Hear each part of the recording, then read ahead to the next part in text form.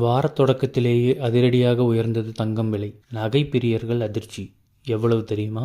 இன்றைய தங்கம் மற்றும் வெள்ளி நிலவரத்தை தெரிந்து கொள்ளலாம். பட்ஜெட் காரணமாக ஆகஸ்ட் மாத தொடக்கத்தில் குறைந்து வந்த தங்கம் விலை படிப்படியாக உயர்ந்து வருகிறது.